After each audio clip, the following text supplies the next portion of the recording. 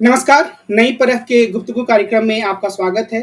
आज हमारे साथ उदयन वाजपेयी जी हैं और उदयन वाजपेयी जी के साथ जो कि प्रसिद्ध साहित्यकार हैं और उनका परिचय और उनके लेखन का परिचय धनंजय आपको देंगे। लेकिन मुझे लगता है कि हमारे जितने भी दर्शक हैं, वो उदयन जी से परिचित हैं और हम आज इनकी एक उपन्यास के बारे में बातचीत करेंगे, उनसे चंद सवालात रखेंगे। हम यह भी समझने की कोशिश करेंगे कि अगर एक समाज विज्ञान का विद्यार्थी है, चाहे वो इतिहास का हो या राजनीति विज्ञान का, तो वो किस तरीके से साहित्य के साथ खुद को जोड़ सकता है, उसका उपयोग अपनी रिसर्च में या समाज को समझने के लिए कर सकता है। उदयन जी नमस्कार, आपका बहुत-बहुत स्वागत है। धनंजय आपका भी स्वागत है। तो मैं चाहूँगा कि आप इस बातचीत को आगे बढ़ाएँ और उदयन जी से इनपुट देते हुए उनसे अगर आप पहला सवाल करें तो अच्छा रहेगा। जी। धन्यवाद कमल। उपन्यास मेरे हाथों में है। ये बहुत ही एक महत्वपूर्ण दस्तावेज है हमारे समय का। कयास एक विचारशील उपन्यास है। यह विशिष्ट रूप में लिखा गया है जहाँ कहानी स्थानीय रहती है, लेकिन एक ऐसी दुनिया बुनती है जहाँ हम सभी अपने अपराध, निर्णय, अटकलें, पूर्वाग्रहों और पदों के साथ भागीदार बनते हैं। कहानी सरल है और एक मृत लाइब्रेरियन सुदीप्त और किशोर, वंदना, स्नेहा, नुआ, मृदुला, सुशीला, चोर, आलिम और मार्ग हॉल के इर्द गिर्द ये कहानी घूमती है। कहानी सुदीप्त के बारे में है। हर कोई अपनी कहानी सुनाता है और यहाँ पे सबसे महत्वपूर्ण बात है कि हम जिसको हम लिविंग बीइंग बोलते हैं वो भी हैं और जिसको नॉन लिविंग बीइंग बोलते हैं वो भी है, जैसे कि मार्ग और हॉल। भाषा के स्तर पर देखें तो यह मतलब यह बहुत ही सूक्ष्म निरीक्षण करती है यह उपन्यास, और भाषा के सूक्ष्म निरीक्षण से कहानी की सामान्यता असाधारण हो जाती है। शब्दों के गढ़े हुए प्रयोग से रोजमर्रा की जिंदगी उत्कृष्ट हो जाती है। उदयन वाजपेयी जी एक प्रसिद्ध लेखक, कवि, अनुवादक और कई पुरस्कारों के प्राप्तकर्ता हैं। उन्होंने गांधी मेडिकल कॉलेज भोपाल में 40 वर्षों से अधिक समय तक पढ़ाया है।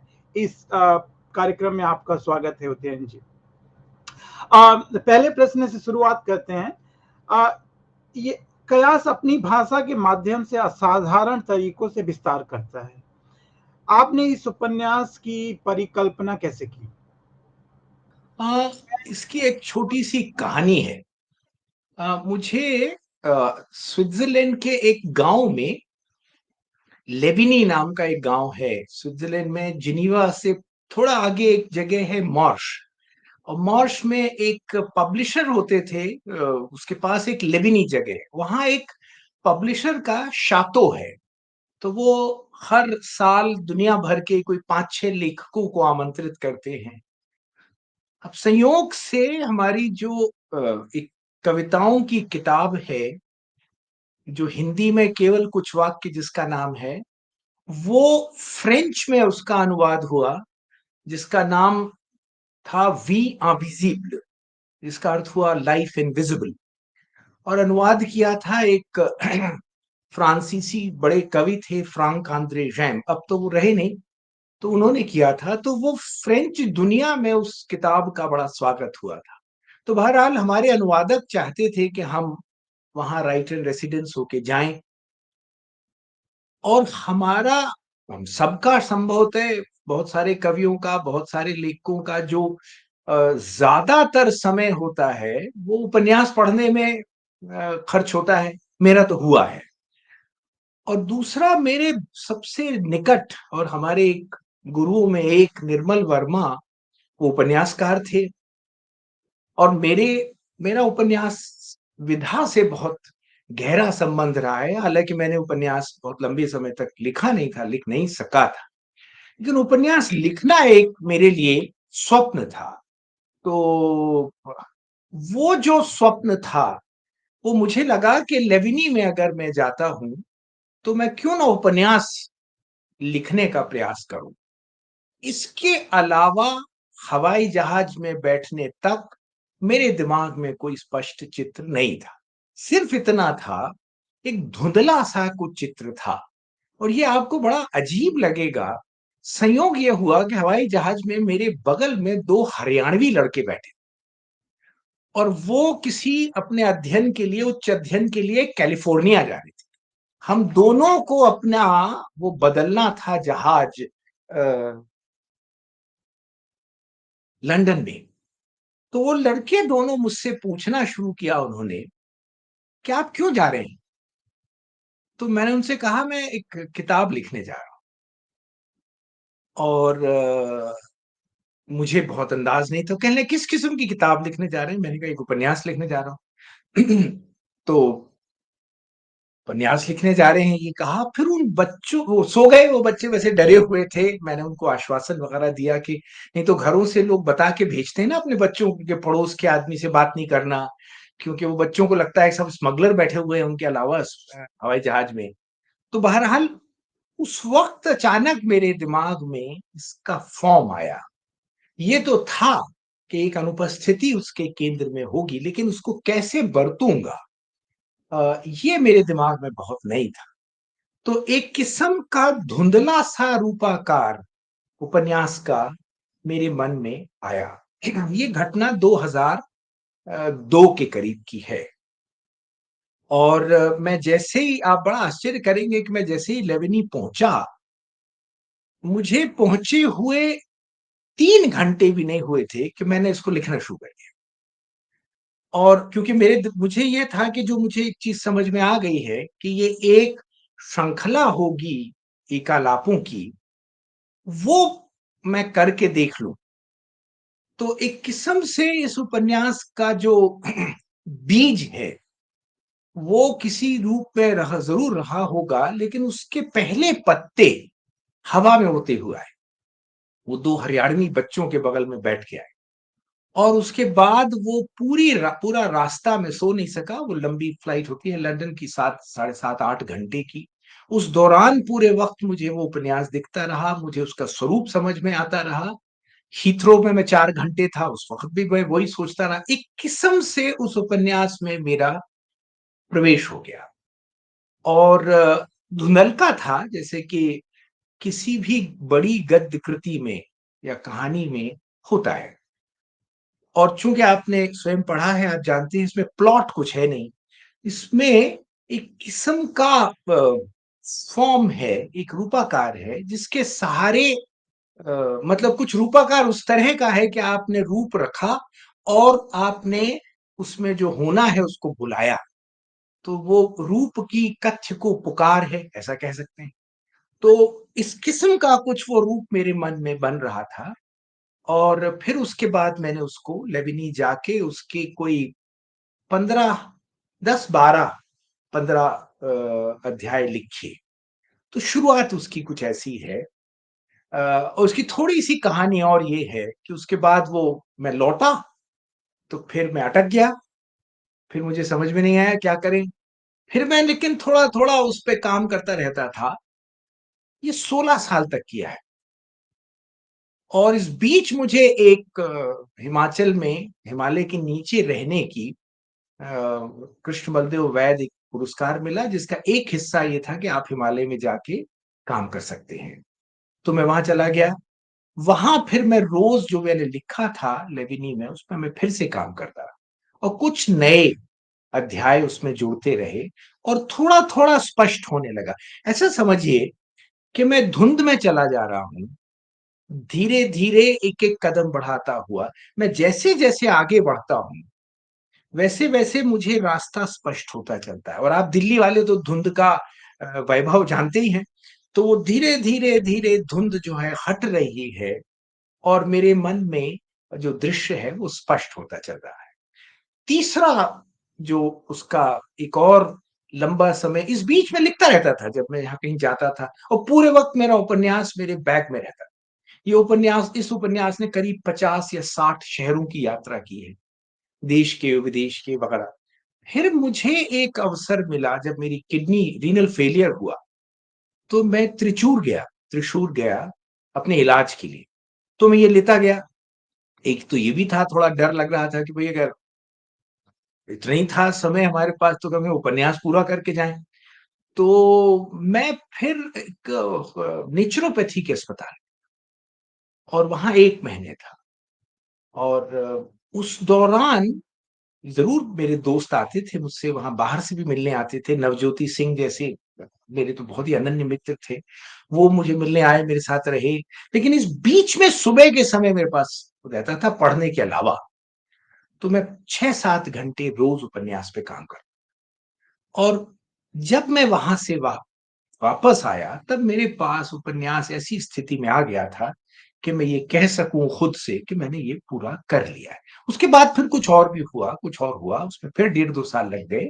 लेकिन तब तक एक मुकम्मल रूप त्रिचूर में वो बना। तो शुरू वो हुआ स्विट्ज़रलैंड के गाँव में, छोटे से गाँव में, और ख़त्म हुआ वडक्कुनाथन मंदिर के शहर त्रिशूर में, जहाँ मेरा इलाज चल रहा था। जी, इस उपन्यास में जो सुदीप्त हैं, अ, वो एक तरीके से प्रथम व्यक्ति के रूप में अनुपस्थित हैं, गायब हैं, हाँ, और उनके जी। बारे में हर कोई कुछ कहानी कहता है। तो क्या एक कहानी कहने के तरीके के रूप में उपन्यास के एक प्लॉट या उसका एक रूप जिसे आप कह रहे हैं, उसको बुनने के तरीके के रूप में आपने इसका इस्तेमाल किया? काफ़ी सोच कर आप इस चीज़ को लेकर आए अपने उपन्यास में। अ, ऐसा है, मैंने जैसा कहा कि मैंने तो एक उसका रूपाकार सोचा, और जो कथ्य का जो हल्का-सा छाया मेरे मन में थी, जैसे-जैसे मैं गढ़ता गया, वो कथ्य जो है वो अधिक स्पष्ट होता गया मेरे दिमाग में।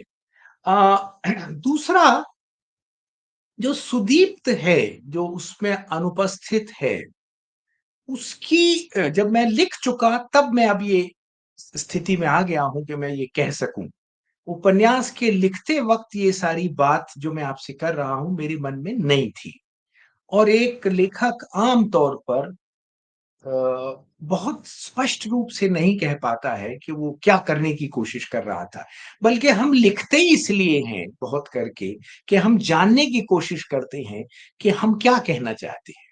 हमें अगर वो स्पष्ट हो जाए कि हम क्या कहना चाहते हैं, तो शायद लिखना मुश्किल हो जाएगा। कम से कम मेरे जैसा लेखक, मेरे लिए लिखने का अर्थ खुद ये खोजना है अपनी भाषा में कि मैं क्या कहना चाहता हूँ, मैंने क्या समझा है इस जगत को। इस समझ को मैं उकेरने की जब कोशिश करता हूँ, तब वो लेखन होता है।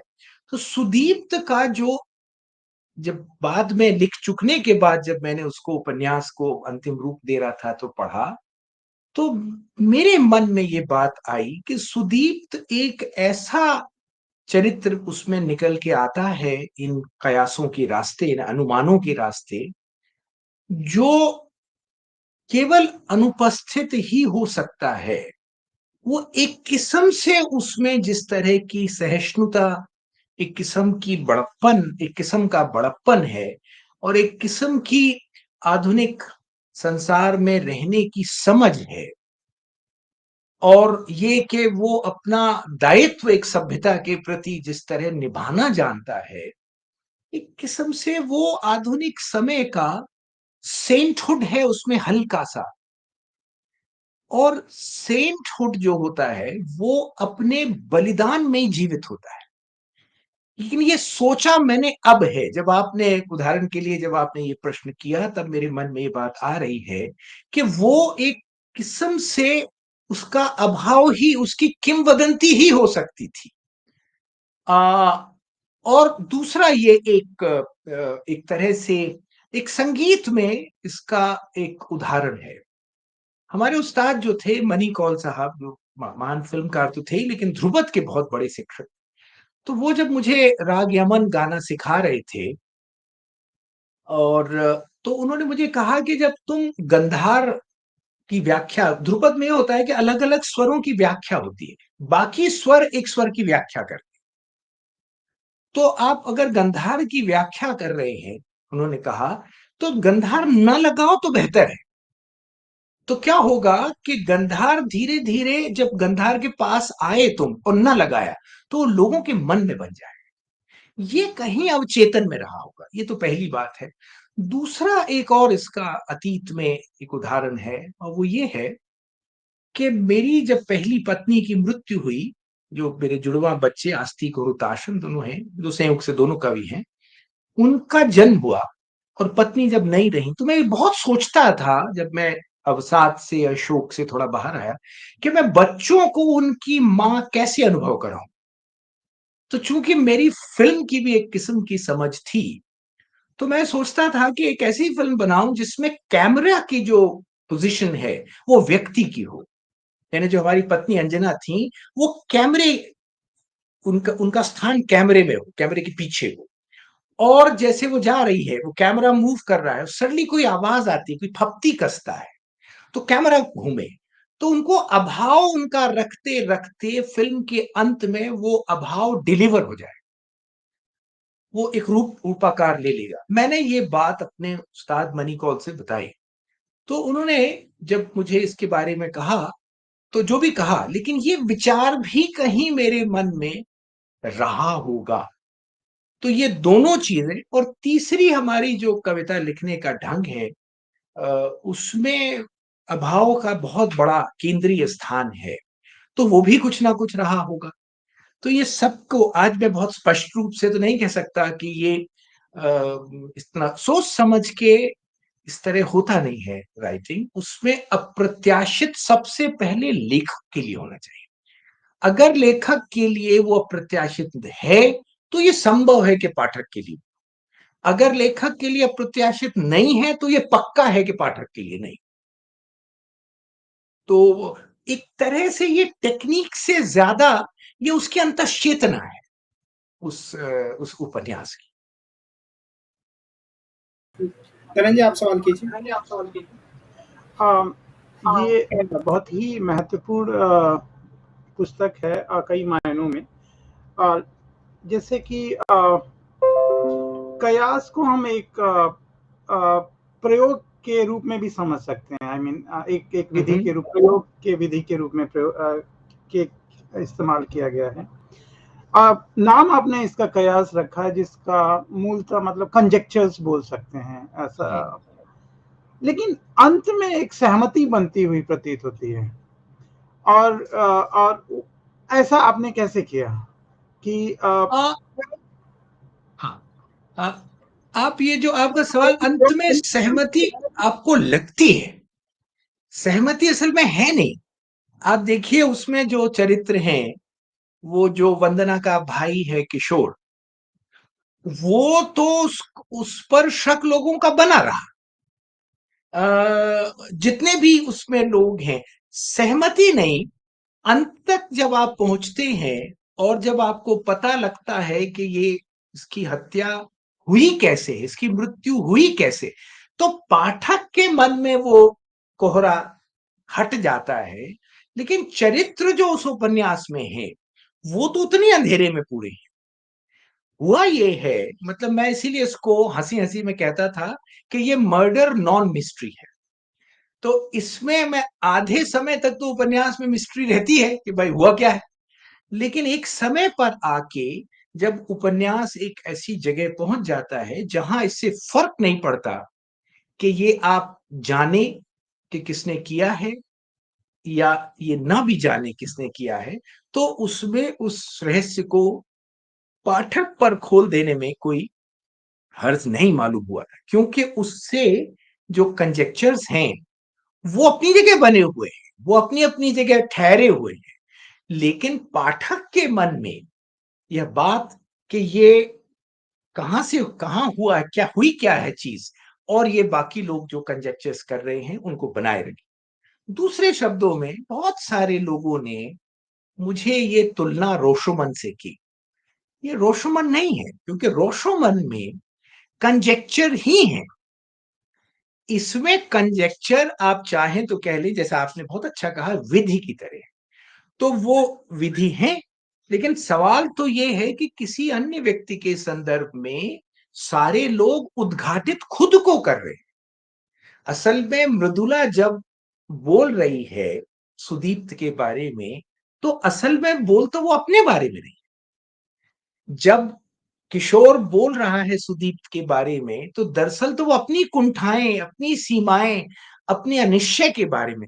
वंदना जब बोल रही, तो ये जो अनुपस्थिति है उसकी उसके उपस्थिति के कारण लोग आत्म साक्षात्कार कर रहे हैं और जितना हो सकता है उनसे, वो कर रहे हैं। ये सारे जो एकालाप हैं वो खुद से कर रहे हैं, वो अपने आप से इस अनुपस्थिति के आलोक में खुद को टटोल रहे हैं। और अगर हम देखें तो दरअसल हम ये जानते हैं अलग से भी कि जब भी हम किसी भी व्यक्ति के बारे में बोल रहे होते हैं, तो हम उस जो भी हमारा उसके बारे में विश्लेषण है, वो विश्लेषण उसके दोनों धारे होती हैं। वो जितना हम उसका विश्लेषण कर रहे होते हैं, उतना ही उसी वक्त हम अपने को भी खोल रहे, कम से कम खुद के लिए। तो वो बात इन सारे चरित्रों में अ, होती चलती है। और इसलिए सहमति से ज्यादा मैं कहूंगा अंत में, बाद में आप जैसे जैसे आगे बढ़ते हैं, आपको कुछ पता लगता जाता है, धुंध छट जाती है। धुंध पाठक के मन से छटती है। क्यों? क्योंकि तब तक सुदीप्त का जो स्वभाव है वो अपने में एक रहस्य बन चुका है, जो अंत तक नहीं खुलेगा, जो पाठक को अपने भीतर खोलना होगा। अब उसकी मर्डर मिस्ट्री की उसको जरूरत नहीं है। तो ये उपन्यास एक हद तक एक मर्डर मिस्ट्री की तरह चलता है, फिर उसको छोड़ के वो एक दूसरे धरातल पे चला जाता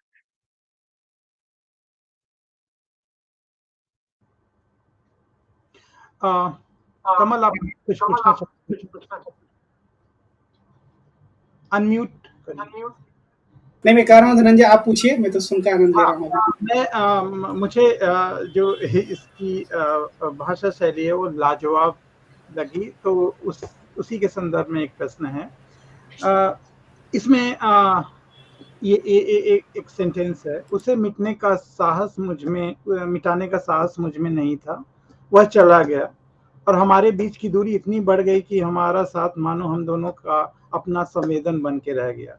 भारत में मैं उसके साथ भारत में उसके साथ मैं हो गई, पेरिस में वह मेरे साथ हो गया और इन दोनों ही जगहों पर हम अकेले हो गए।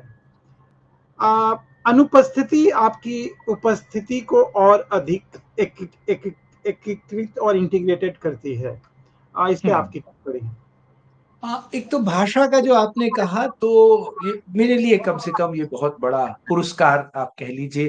अ, क्योंकि ये एक चीज है मेरे मन में, लेखक की जो धारणा है बाकी अन्य अनुशासनों से, दूसरे अनुशासनों से अलग जो लेखक का काम है वो ये है कि वो भाषा की तमाम शक्तियों को उद्घाटित करता है। भाषा में बुनियादी रूप से अभिधा व्यंजना और अभिधा लक्षणा व्यंजना होती है, और आम तौर पर ज्यादातर जो लेखन होता है साहित्य से परे, और अब तो दुर्भाग्य से साहित्य में भी, उसमें अभिधा से ज्यादा बात आगे जाती नहीं है। यानी हम कुछ कहें और उसका वही अर्थ निकल आए। अब धीरे, ये सच है कि मेटाफर भाषा का स्वभाव है, तो वो कुछ भी आप करेंगे तो थोड़ा बहुत तो आएगा। लेकिन मेटाफर को या उपमाओं को या उत्प्रेक्षाओं आदि को जितना सप्रेस कर सकें दूसरे डिसिप्लिन में, यानी जितना वो टू द पॉइंट हो, उतना अच्छा माना जाता। जबकि साहित्य में जो भाषा को इस तरह खोला जाता है कि वो एक किस्म से ऐसी जगहों पर पहुंचे जहां लेखक ने स्वयं कल्पना उसकी नहीं की। इसका सबसे बढ़िया उदाहरण अगर आपको देखना है तो आप जापान के हाइकू जो रूपाकार है काव्य का, उसका देखिए। उसमें एक एक ऐसे हाइकू हैं, बाशो जैसे लेखक लेखक के या इस्सा जैसे लेखक के लिखे, जिन पे एक एक हजार कमेंट्रीज लिखी गई। एक बिल्कुल साधारण सा हाइकू है जो ये है कि भाई, ए frog jumps N ancient pond, एक पुराना सरोवर, मेंढक उछलता है, छपाक। सिर्फ इतना सा हाइकू। इसके कितनी व्यंजनाएं हो सकती हैं, इस पर 118 तो मैंने ही पढ़ी हैं, एक किताब में ऐसी संग्रहित हैं। पढ़ना शुरू करेंगे तो उसका कोई अंत नहीं है। इसका अर्थ ये है कि जो उपन्यास का जो रूपाकार है उसका उसका खुलना कुछ इस तरह से अच्छा लगता है, या कम से कम मुझे अभीष्ट है, जो पाठक को चिंतन के रास्ते पर डाले, जहां वो अपनी कल्पनाशीलता उससे उसकी उद्दीप्त हो, जागे, जहां वो सेल्फ रिफ्लेक्टिव अपने बारे में सोचे। साहित्य में जो लेखक है, लेखकीय जो विवेक है, यानी जो लेखकीय, जिसको हम औचित्य कहते हैं, उसकी सार्थकता इस बात में है कि वो पाठक में उस औचित्य विवेक या नैतिक विवेक को जागृत कर। हम उपन्यास कहानी जानने नहीं पढ़ते, हम उपन्यासकार अपनी कहानी को समझने पड़ते हैं। उपन्यास का काम यह है कि इस जगत में जहां आप अपने को अकेला पा रहे हैं, उपन्यास आपको पता ही है कि एक अकेले व्यक्ति का पुराण माना जाता है, जहां महाकाव्य समुदायों के बारे में होते हैं। उपन्यास एक व्यक्ति के जो संघर्ष है उसके बारे में होता है। डॉन क्विक्सॉट से जब शुरू हुआ, डॉन क्वाते से शुरू हुआ, वो एक व्यक्ति का पूरा संघर्ष है या उसकी अकेलेपन का विवरण है।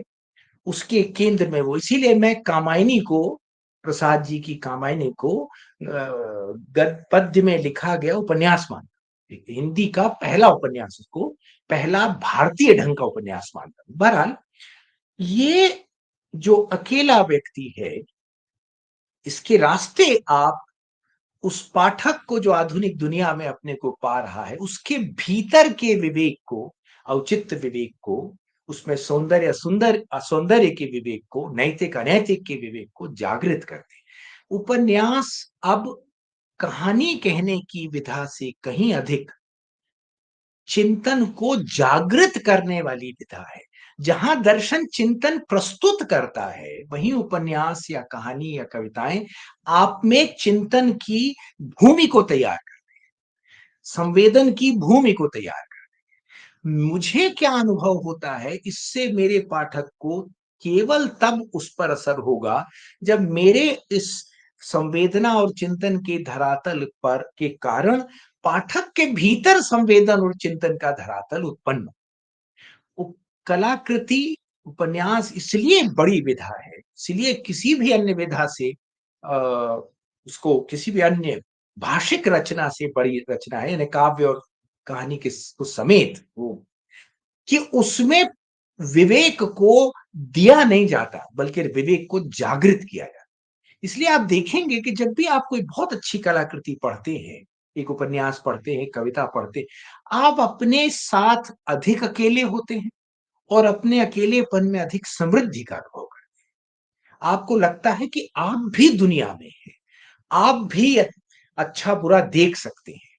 ये जो, और मैं ये धनंजय समझता हूं कि जो काम एक लंबे समय तक भारत जैसी या एशियाई देशों में रिलीजन की हुआ करती थी, धर्म की हुआ करती थी, वो भूमिका धर्मों के एक किस्म से बिखर जाने के कारण, एक किस्म से उसके राजनीतिक हो जाने के कारण, यह भूमिका इस विवेक को जागृत करने की, जिसे हम धर्म को जागृत कर, धर्म का अर्थ एथिक्स होता है, इस एथिक्स को जगाने का काम अब साहित्य और कलाएं कर। इसीलिए मैं आर्ट गैलरीज को, पुस्तकों की दुकानों को, नाटक के जो जहां होता है उनको, मैं अब हमारे समय का मंदिर कह समझता हूं। इसमें गर्भगृह होते हैं, गर्भगृह में जाके जो मंदिर पे एक जमाने में होता था कि आप अपने भीतर के जो वैयक्तिक नैतिकता है, जो आपकी अपनी नैतिक बोध है, उसकी जागृति होती है, वो अब कलाएं करती हैं और उपन्यास उसमें बहुत आगे है। अ, मेरा जो अंतिम प्रश्न है, इसके बाद कमल अपनी टिप्पणी करेंगे। जी जी जी जी। इसमें हर पात्र कुछ कहता है, उससे पहले आप भी कुछ कहते हैं। ये विधा बहुत इंटरेस्टिंग है। जैसे कि कोई किसी को घूर कर नहीं देखता, सब एक दूसरे को इस तरह देखते हैं मानो कह रहे हों, हम यहाँ आपसे भी मिलने आए हैं। तो ये एक बहुत ही महत्वपूर्ण है। खैर, मेरा जो अंतिम प्रश्न है वो उपन्यास लिखने पे है, जो आपके जो जी, आपने जी। इस समय कहा भी है। हम उपन्यास लिखते क्यों हैं? मैं कोशिश करता हूँ, शायद उपन्यास लिखना या पढ़ना किन्हीं चरित्रों के साथ भाषा के अरण्य में भटकता है। भाषा का अरण्य या जुबान का जंगल। अ, उपन्यास लिखना स्वयं को समझने के बारे में भी है, जैसा आप कहते हैं। हम हुँ। कहानी बदल सकते हैं, कहानी लेखक को भी बदल सकती है। आप इसके बारे में क्या सोचते हैं और इसे अपने साथ कैसे जोड़ते हैं? ऐसा है, एक तो उपन्यास का सबसे बढ़िया बात उपन्यास की होती है कि आप अपने चरित्रों के साथ बहुत दिनों तक रहते हैं।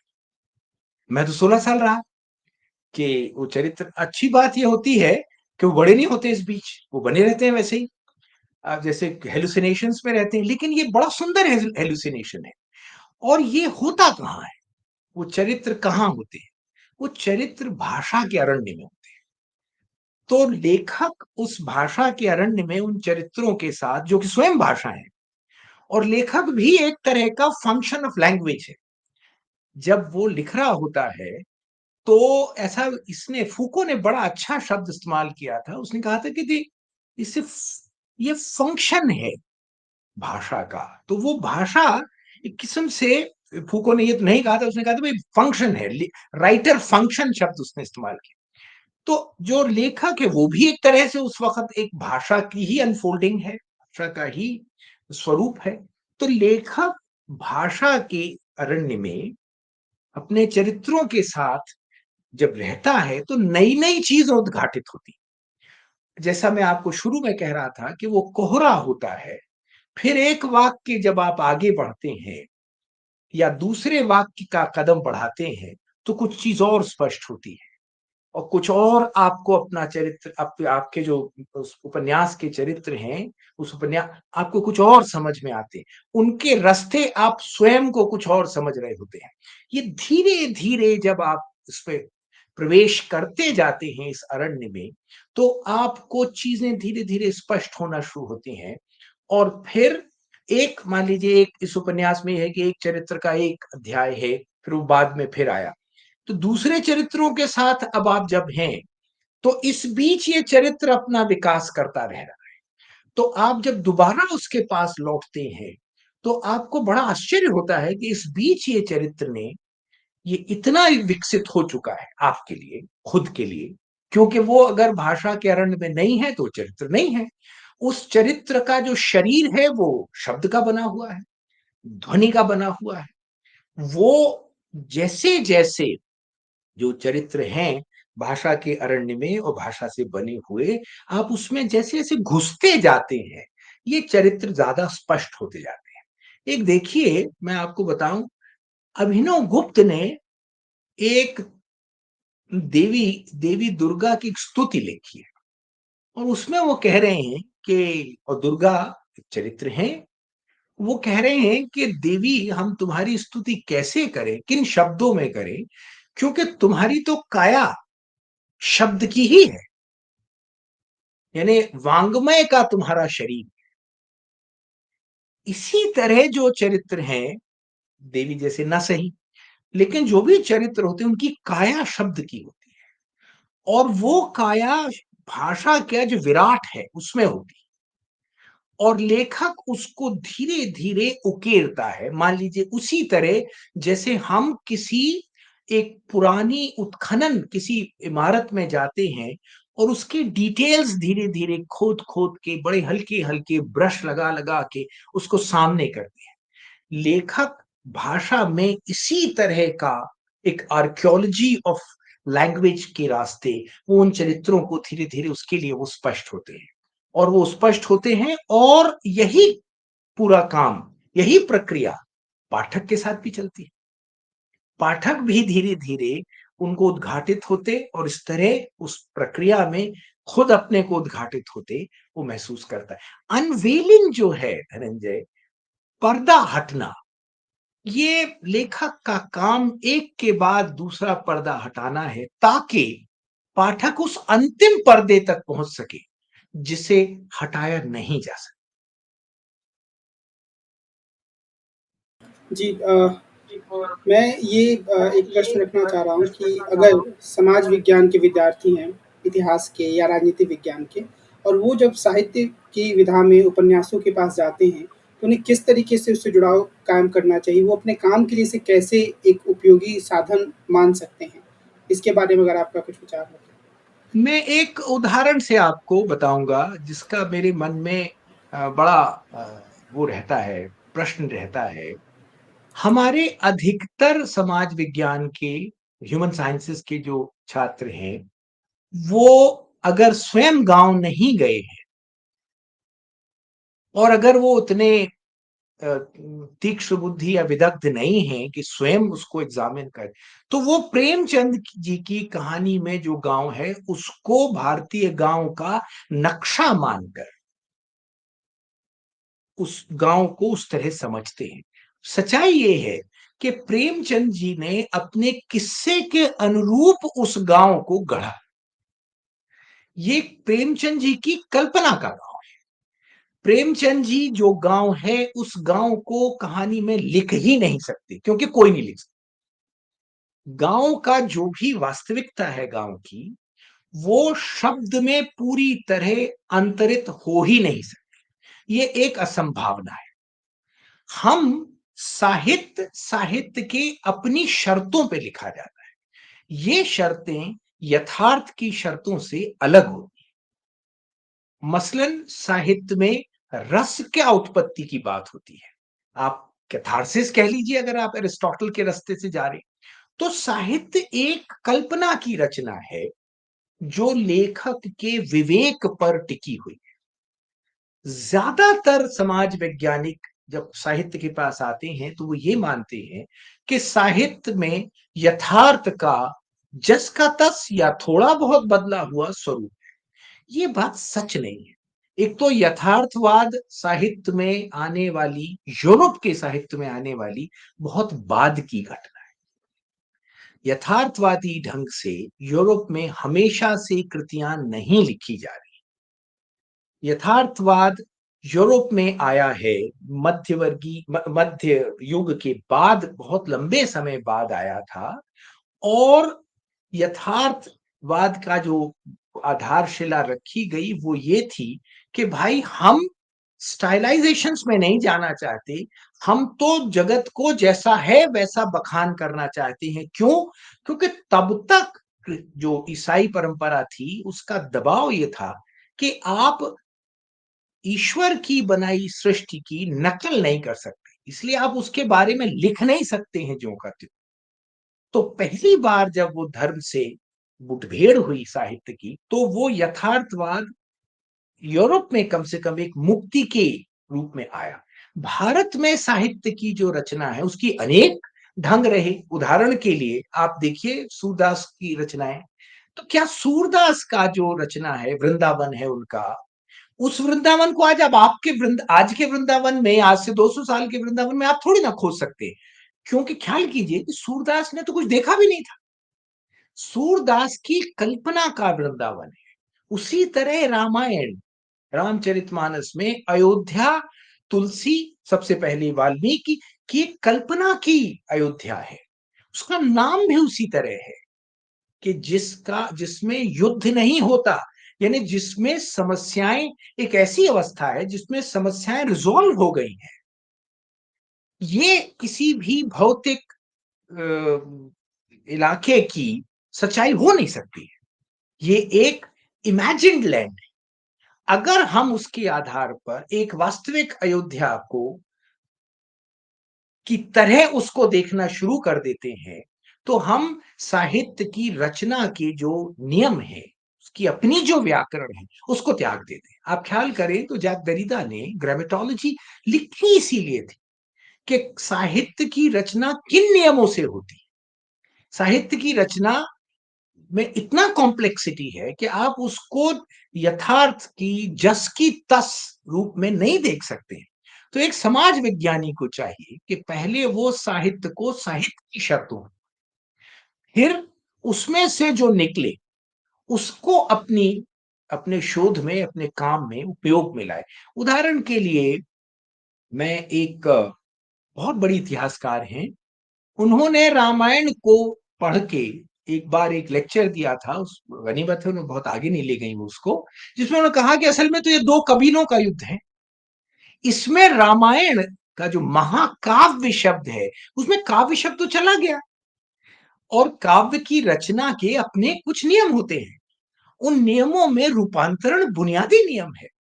हम रूपांतरित करते हैं चीजों को, जैसे हम शुरू में बात कर रहे थे कि भाई एक रूपाकार होता है, एक तरह से साहित्य की रचना होती है, आप उसको न्यूट्रलाइज नहीं कर सकते। आप ये नहीं मान सकते हैं कि उसका कोई योगदान ही नहीं है उस साहित्य के सृजन में। दरअसल तो साहित्य उसी प्रक्रिया के वशीभूत अस्तित्व में आया है। तो समाज विज्ञानियों को चाहिए कि वो साहित्य की अपनी पढ़ने की जो पद्धतियां हैं, उसके रास्ते साहित्य को पढ़ें, और फिर उसमें से अगर कुछ वो निकाल सकते हैं अपने शोध के लिए, तो वो निकालें। हमारे यहाँ साहित्य को एक समाज शास्त्रीय टेक्स्ट की तरह पढ़ा जाकर उसकी समाज शास्त्र या राजनीति में या अन्य अनुशासनों में उसका उपयोग होता है। मैं समझता हूं कि ये किसी भी दृष्टि से अनुचित है। इसमें साहित्य की अवहेलना हो रही है नहीं हो रही इसको भूल जाइए, लेकिन ये अपने में ढंग गलत है। आपको पहले साहित्य को उसकी शर्तों पे पढ़ना पड़ेगा, और फिर ढूंढिए उसमें से चित्र क्या निकल के आता है, उसमें से कौन सी सूचना निकल सकती है, वो देखिए। मेरे मन में एक छोटा-सा प्रश्न आ रहा है, और ये शायद मेरी तरफ से आखिरी प्रश्न है कि अगर हम अस्मितावादी लेखन को देखें, जैसे दलित लेखन या स्त्रीवादी लेखन, तो क्या हम उसे साहित्य के किस रूप में देख सकते हैं? जिस रूप में आप साहित्य को प्रस्तुत करें, क्या उसका अनुपूरक है या उससे थोड़ा अलग है? यही मेरा प्रश्न है। इसमें ये बिल्कुल, और ये आपने बड़ा अच्छा किया कि पूछा, मुझे बड़ी खुशी है कि आपने पूछा, क्योंकि हमारी इसमें राय काफी अलग है।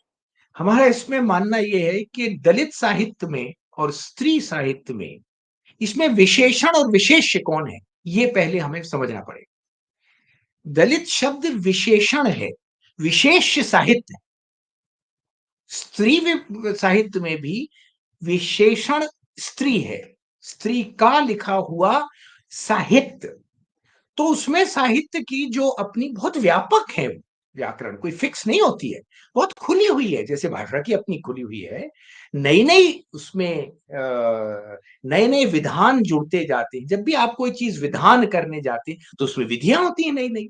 विधान करने का यही है, इसीलिए भाई नवज्योति कहते थे कि भारतीय सभ्यता में विधान शक्ति का अभाव, विधायक शक्ति का अभाव हो गया, क्योंकि हम वो विधियां नहीं खोज पा रहे हैं जिससे हम इस सभ्यता का पुनर्निर्माण या नया कुछ कर सके, इसलिए हम नकलची हो गए। वही विधियां स्त्री लेखन में, जो श्रेष्ठ स्त्री लेखक या लेखन है या दलित लेखन है, उसमें जैसे दया पवार की आत्मकथा है, आप अगर उसको ध्यान से पढ़ें या नामदेव ढसाल की कविताएं पढ़ें, तो उन्होंने साहित्य की रचना की कुछ विधियां निकाली, जो साहित्य की जो पहले से उपलब्ध विधियां थी उनसे संवाद से पैदा हुई।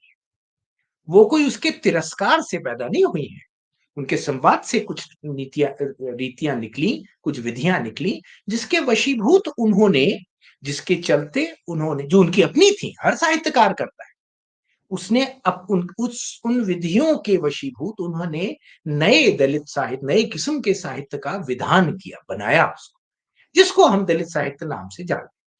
अब अगर मैं ये कहूं कि विषय वस्तु केवल अगर हमने एक दलित परिवार ले लिया है उससे वो दलित साहित्य हो जाएगा, तो मुझे ये मानने में थोड़ा संकोच हो। धनंजय, आप कुछ और पूछना चाह रहे हैं?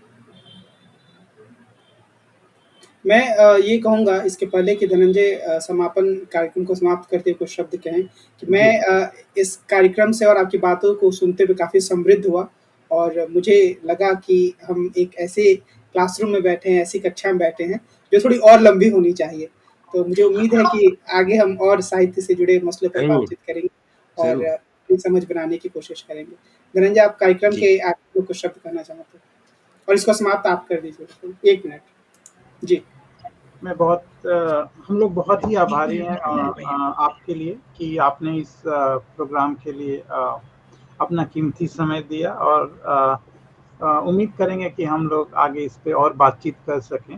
हमारा इंटरेस्ट ये है कि हम सोशल साइंसेज में जो इनोवेटिव और क्रिएटिव और क्रिटिकल भैया मैं 1 मिनट में कर रहा हूँ। उसको हम लोग थोड़ा और एक्सपेंड कर पाए। 1 मिनट मेरा में कर रहा हूँ। यही कहना है। जी, जी। और यह उपन्यास पढ़ के काफ़ी कुछ सीखने को मिला। सीखने से ज़्यादा जो इसमें रिलेशनैलिटी है, मतलब आपको लास्ट तक लगता है कि क्या हो रहा है और अचानक लग रहा है कि सब कुछ एक ही साथ हो रहा है। और वो पल आते ही आपको ये लगता है कि ज़बरदस्त एक अद्भुत आपको एक फीलिंग आती है उसमें। तो धन्यवाद सर इस चर्चा के लिए। और हम अपने दर्शकों से ज़रूर अनुरोध करेंगे कि इसको और पढ़ें और हमें कमेंट भेजें। कमल, आप कुछ कहेंगे? जी। अब मैं तो यही अनुरोध करूँगा कि दर्शक इस चैनल को सब्सक्राइब करें। और सर, अब आखिर में आप कुछ शब्द कहना चाहें तो उसके बाद हम कार्यक्रम को समाप्त करते हैं। आप सबका बहुत-बहुत आभार। मैं तो सिर्फ़ ये कहना चाहता हूँ कि लोग न सिर्फ़ मेरा या मेरे पसंदीदा उपन्यासकारों का, वो पढ़ें साहित्य बहुत, और वो लेखकों पर की जो कृतियाँ हैं हमारी भाषा की, हिंदी की, उर्दू की, उनको पढ़ें, इससे वो समृद्ध होंगे। और इससे आनंद तो मिलता ही है। जी, निष्प्रयोजन पढ़ना चाहिए, मेरा ये है। अच्छा, ठीक ठीक है। Okay sir. नमस्कार, नमस्कार। अगले अंक हम मिलते हैं और एक अन्य पुस्तक के साथ आप और लेखक के साथ आपसे फिर से मिलेंगे और चर्चा करेंगे। उज्जैन जी, आपको बहुत-बहुत धन्यवाद, बहुत-बहुत आभार। धन्यवाद धीमन जी। आज के कार्यक्रम को मैं समाप्त करता हूँ। अच्छा।